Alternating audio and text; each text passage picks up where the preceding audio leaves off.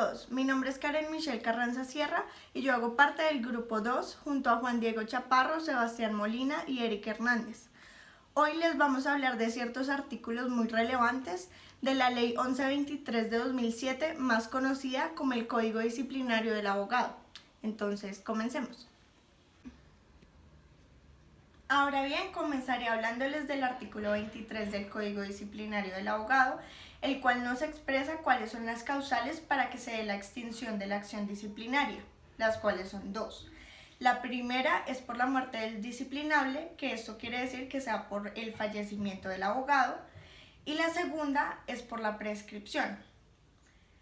Además, hay que tener en cuenta que aunque el quejoso desista de esta acción, esta no dará lugar a su extinción, debido que es para el bien común. Ahora, en el artículo 24 se nos expresa un poco más y se explica un poco más lo que atañe a la prescripción, que ésta se dará por un término máximo de 5 años. Hay que tener en cuenta que las acciones son las que caducan y los derechos son los que prescriben, por lo cual el quejoso tendrá un término de 5 años para tener el derecho a iniciar este proceso disciplinario. Además, en las faltas instantáneas se tomará desde el momento de la comisión de la falta, desde este día y esta fecha. Y para las faltas que son continuas, se tomará desde el momento de la última falta cometida. Por último, hay que tener en cuenta que si se inicia un proceso disciplinario a un abogado por varias faltas, de estas ser juzgadas, se les tomará el término de prescripción diferente a cada una de estas. Esto lo podemos explicar mejor en un ejemplo. Juan funge como abogado del señor Martín desde enero del 2018 por iniciar un proceso de posesión, por lo cual Martín decide pagarle los honorarios al abogado en enero de este año.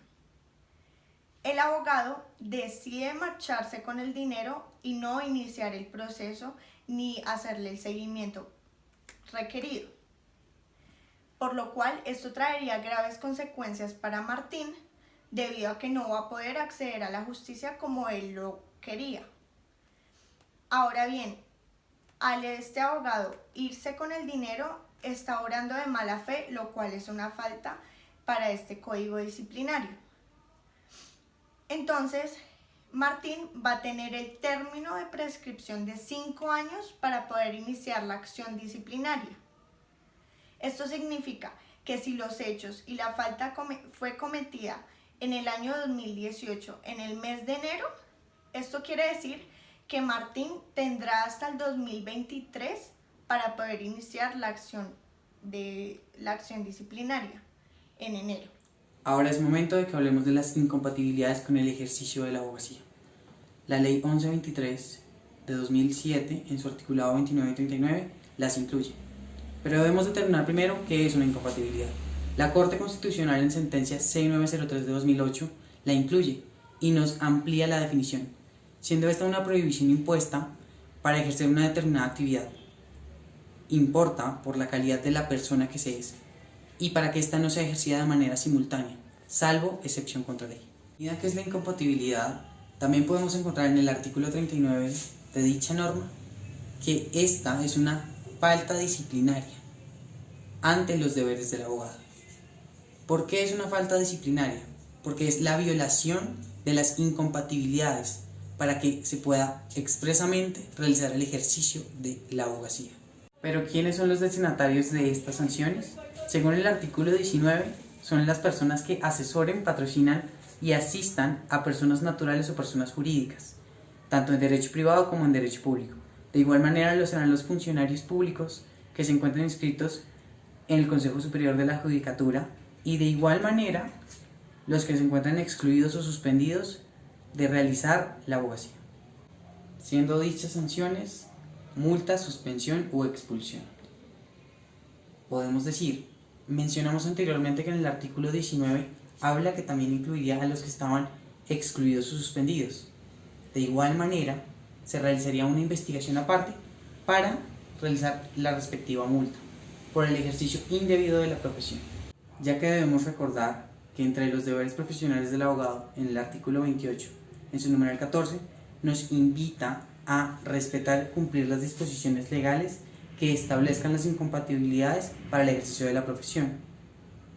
Además de eso, en el numeral 19, nos invita de cierta manera a que en el caso dado de que exista una incompatibilidad para el ejercicio de nuestra profesión, podamos renunciar o sustituir a los poderes de los encargos judiciales o mandatos que se nos hayan sido otorgados. Ahora entraremos de lleno a explicar cuáles son las incompatibilidades.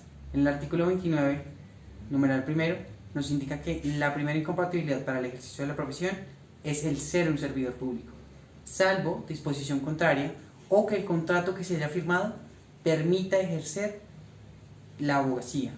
De igual manera, los contratistas o personas que se encuentren prestando un único servicio a alguna entidad del Estado no podrán ejercer acción legal en contra de ella hasta se encuentre terminado el contrato que hayan firmado. Seguido a esto, en el parágrafo también se nos indica que los abogados titulados e inscritos, también que se desempeñen como profesores universitarios, podrán ejercer la abogacía siempre y cuando no contravengan contra las funciones que tiene como profesor.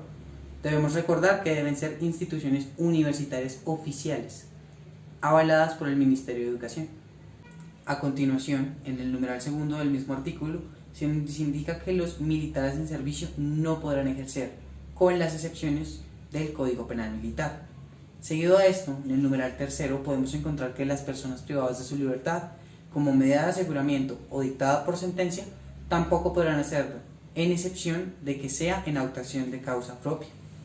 El numeral cuarto nos vuelve a hacer hincapié en que los abogados suspendidos o excluidos no podrán volver a ejercer la profesión, salvo disposición contraria, o en este caso tendrían una sanción monetaria o añadirían más tiempo a la suspensión de su tarjeta. El numeral quinto nos indica que los abogados que hayan conocido de ciertos casos en cargos oficiales no podrán ejercer en contravención a estos, pasado incluso un año después o hasta la finalización del mismo. En el artículo 37 de la Ley 1123 de 2007 nos expresa cuáles son las faltas a las debidas diligencias profesionales o la negligencia que podamos llegar a tener frente a ellas. La primera que nos menciona es demorar el inicio de gestiones o dejar de hacerlas en el momento oportuno de su diligencia. Un claro ejemplo de este es donde el abogado tenga el poder y la oportunidad para presentar un medio de control de nulidad y éste no lo interponga a tiempo, operando así la caducidad de esa acción. En el numeral segundo nos habla de la omisión de presentar los informes de gestión debidamente a los clientes. El tercero es la negligencia que tiene el abogado de manejar los recursos que el cliente les ha suministrado para los gastos procesales. El último ya nos habla de no presentar los reportes de pago de las obligaciones a los juzgados que esté cumpliendo el cliente, sean cobrados judicialmente. El artículo 38 se trata de intentar prevenir los litigios y facilitar los mecanismos alternativos de conflictos.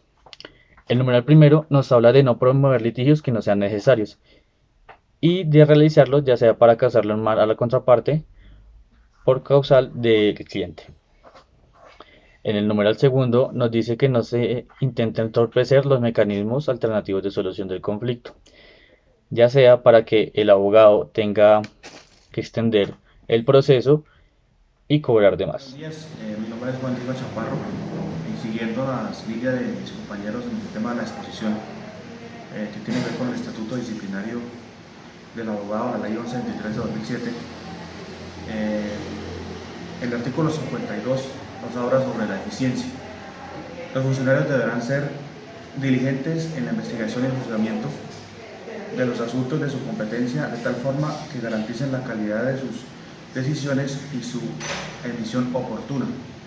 El artículo 53, que nos habla sobre la lealtad, y dice: todos los que intervienen en la actuación disciplinaria tienen el deber de obrar con lealtad y buena fe.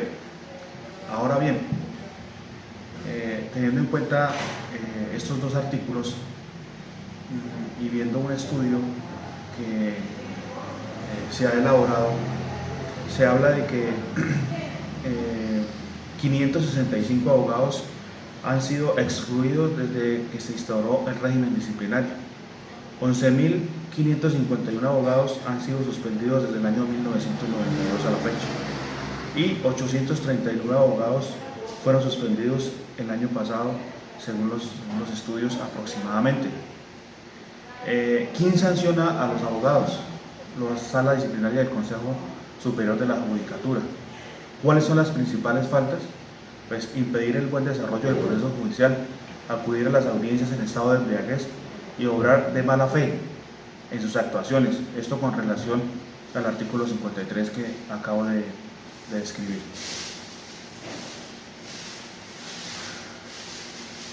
La ley 1123 de 2007, el Estatuto del Abogado, le impuso a estos profesionales más de 21 deberes legales que deben cumplir a la hora de ejercer la abogacía ante los estrados judiciales.